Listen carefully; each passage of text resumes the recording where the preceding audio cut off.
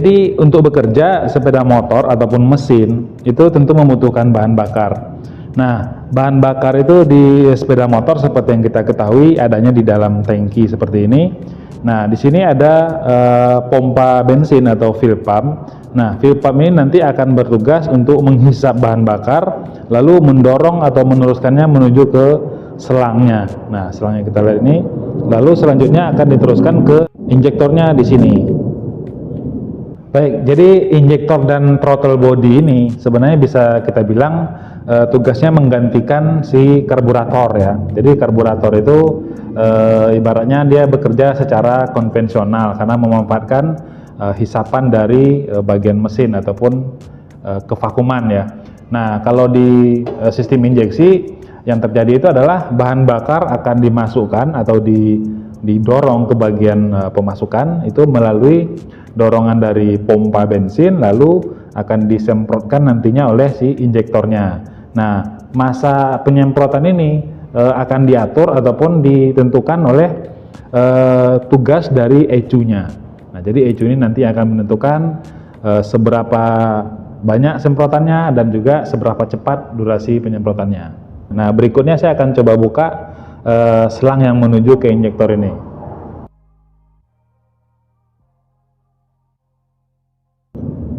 Nah, baik, jadi selangnya sudah kita buka.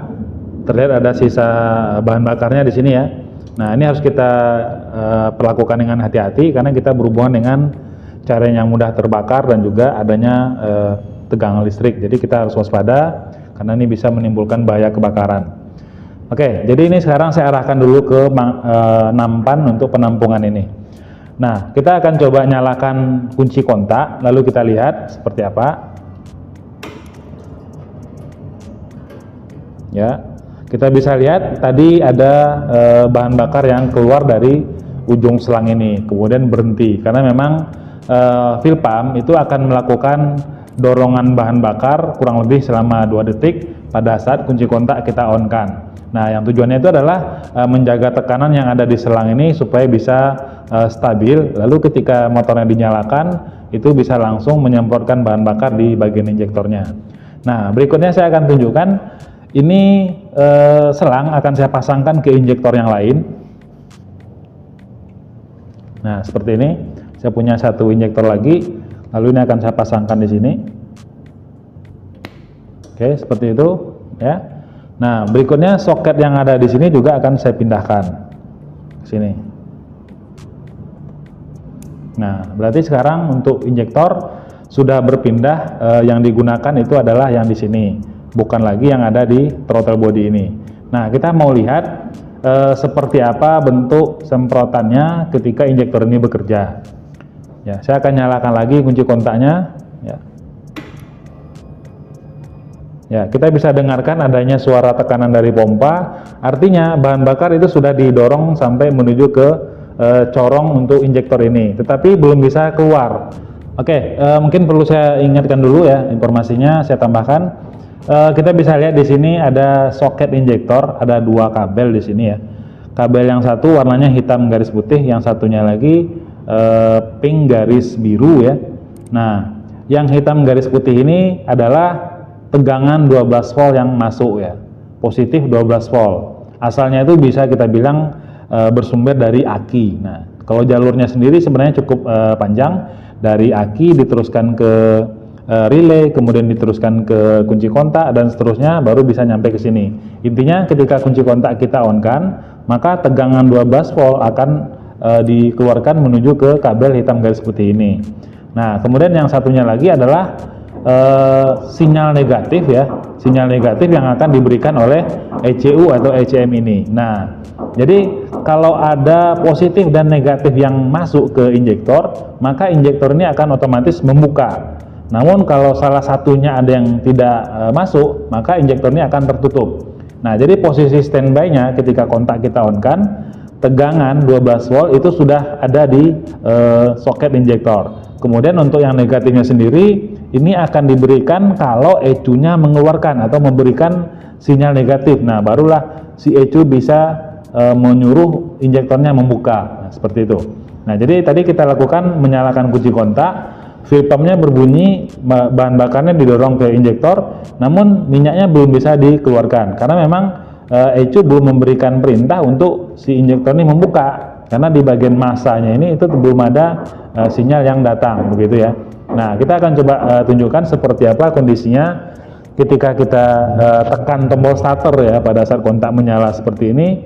Nah, kita bisa lihat nanti minyak yang tadi sudah didorong oleh fuel pump akan disemburkan ya menuju ke ujung daripada nozzle injektor ini. Nah, kita coba lihat ya.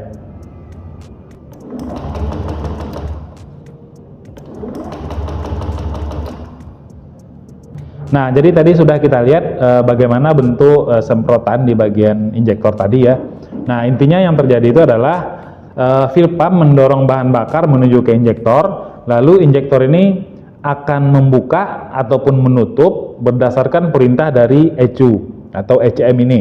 Nah, jadi tadi kita bisa lihat karena bahan bakar itu ditekan dengan kuat oleh pompa, lalu injektor ini akan membuka dan menutup dengan sangat cepat.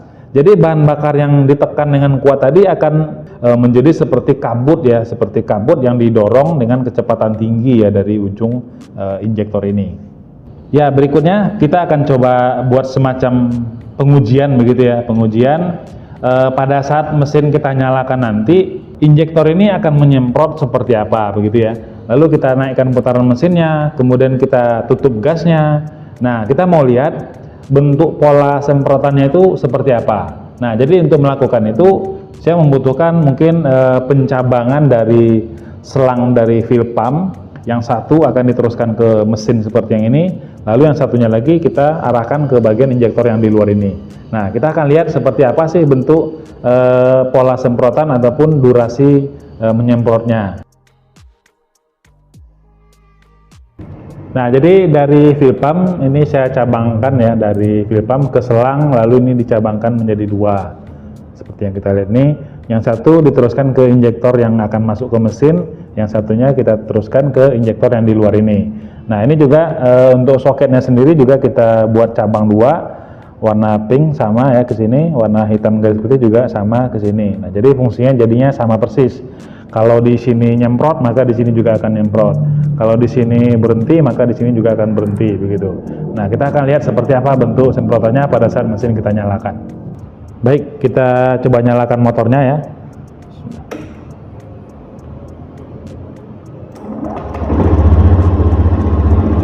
Ya. Posisi motor nyala, keadaan langsam. Kita bisa lihat bentuk semprotannya. Saya akan naikkan putaran mesin.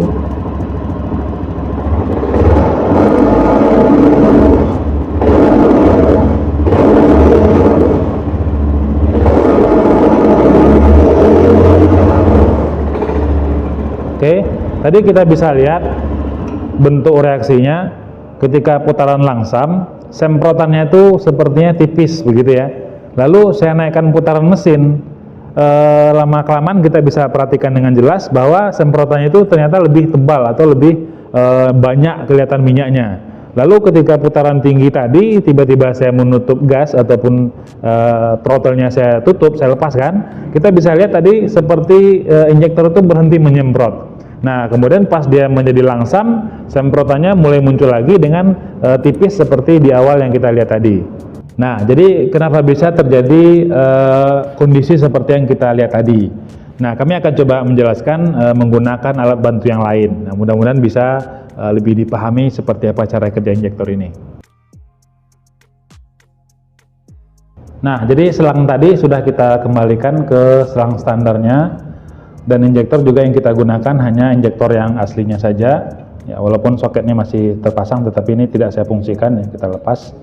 Nah, jadi ini kita akan nyalakan seperti biasa normalnya, tapi saya akan menggunakan alat scanner atau diagnostiknya sekarang untuk kita lihat seperti apa ataupun berapa lama durasi semprotan injektornya. Oke, jadi soketnya sudah kita pasangkan dan menunya juga sudah kita sesuaikan langsung. Nah, jadi kita akan membaca nanti putaran mesin, lalu gerakan throttle, kemudian lama injektor menyemprot atau durasi semprotan injektornya. Nah, di sini satuannya adalah millisecond. Millisecond itu 1 detik dibagi 1000 begitu ya. Nah, jadi kalau di sini angkanya 000 berarti kan ini belum membuka begitu. Tapi kalau nanti angkanya ada 2, sekian, 3, sekian, berarti itu artinya 2 atau 3 mili detik begitu ya. Kita akan lihat nanti saat dia nyala langsam itu berapa angkanya.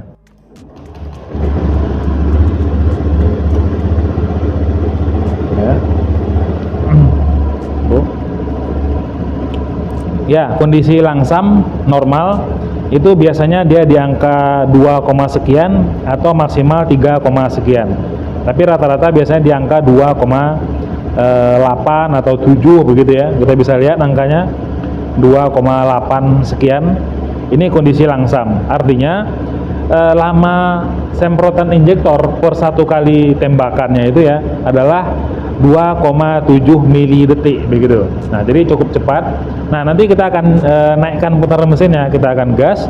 Ini akan terjadi perubahan ya. Kita bisa lihat nanti berapa nilai perubahannya. Ya, saya akan mulai naikkan putaran mesin. Ya.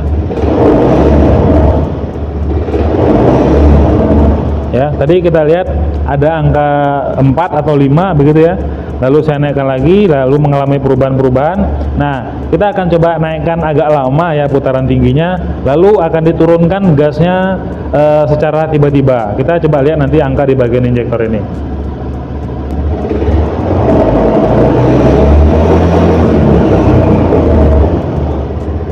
Ya, tadi bisa kita lihat nilainya.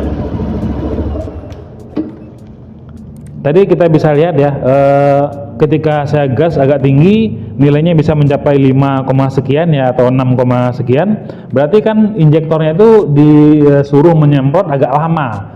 Sehingga kita bisa lihat tadi di contoh yang sebelumnya semburan minyak menjadi lebih deras begitu ya, lebih tebal. Nah, ketika gasnya tiba-tiba saya turunkan atau throttle-nya kita tutup, tiba-tiba juga bahan bakar itu dihentikan penyemprotannya, menjadi angkanya itu 0,0, artinya bahan bakarnya ditahan dulu.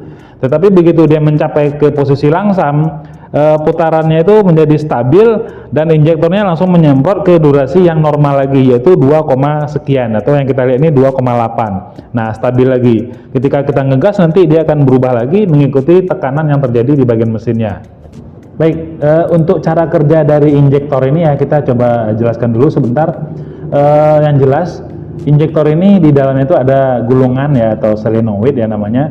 Gulungan ini sama saja konsepnya seperti yang pernah kita tunjukkan di klep otomatis atau cok otomatis untuk di bagian throttle body, yaitu kalau ada tegangan positif dan tegangan negatif yang masuk, maka akan timbul gaya kemagnetan. Lalu di sini akan terjadi pergerakan di bagian plunyernya ataupun seperti penyumbat begitu ya. Penyumbatnya akan tertarik ke atas, jadi minyak yang dari selang akan diteruskan menuju ke ujungnya atau ke nozzle-nya. Jadi kalau ini kita beri tegangan positif, lalu ini kita beri negatif, maka ini akan membuka.